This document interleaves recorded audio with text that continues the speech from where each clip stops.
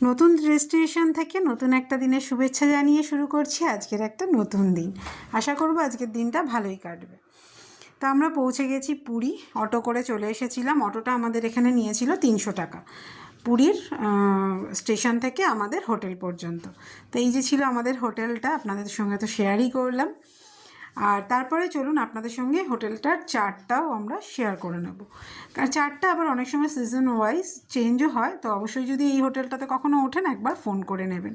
এখানে সমস্ত কিছু ডিটেলস আমি শেয়ার করে দিলাম। এই ছিল আমাদের রুমটা। তো রুমে এন্ট্রি করার পর ভাবলাম আপনাদের সঙ্গে একটু রুম ট্যুরটাও শেয়ার করে নিই। এই ছিল সুন্দর টয়লেটটা আমার ভীষণ একটা ফ্যাসিনেশনের জায়গা। এটা একটু পরিষ্কার না হলে আমার ঠিক হয় না।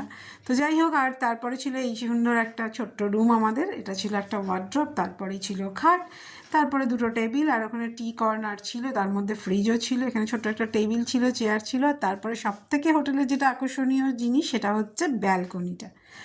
দেখতে এত সুন্দর ছিল, আর ওখান থেকে পুরো বিচের ভিউটা দেখা যাচ্ছিল, ভীষণ সুন্দর লাগছিল। এটা দেখতে দেখতেই কিন্তু এমনিই সময় কেটে যায়, কোথাও যাই বা না যাই। আর ছিল একটা ছোট্ট টিভি, ব্যাস।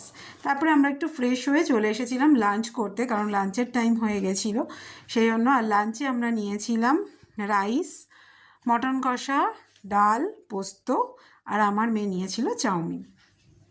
এই করে লাঞ্চ টাঞ্চ সেরে আমরা চলে এসেছিলাম আবার রুমে, কারণ একটু ফ্রেশ হবো, একটু বিশ্রাম নেব, নিয়ে ঠিয়ে আবার রেডি হয়ে কিন্তু চলে গেছি সব থেকে আকর্ষণীয় জিনিস, এক তো জগন্নাথ দেবের মন্দির, তারপর হচ্ছে সি বিচ।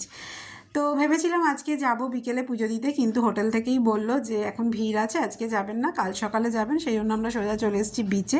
বিচে কিছুটা সময় কাটিয়ে চলে এসেছিলাম খাজা কিনতে। আমরা পুরীতে পৌঁছে প্রথম দিনই কিন্তু খাজা অবশ্যই কিনে খাই, কারণ ওটাও একটা আকর্ষণীয় জিনিস পুরীতে।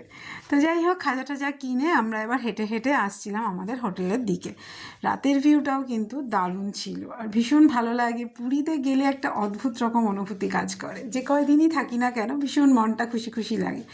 আর হোটেলটাকে না বেশ সুন্দর প্রদীপ দিয়ে সন্ধেবেলা সাজিয়েছিল, খুব সুন্দর লাগছিল। ওখানে মোটামুটি অনেক হোটেলেই কিন্তু সন্ধেবেলা দেখলাম প্রদীপ দিচ্ছিল, খুব সুন্দর লাগছিলো। যাই হোক, আমরা হোটেলে ফিরে ড্রেস চেঞ্জ করে তারপর ডিনারে বসে পড়েছিলাম। ডিনারটা আজকে রুমেই নিয়েছিলাম, রুটি, ডিম কারি, আর ছিল চিকেন কাবাব।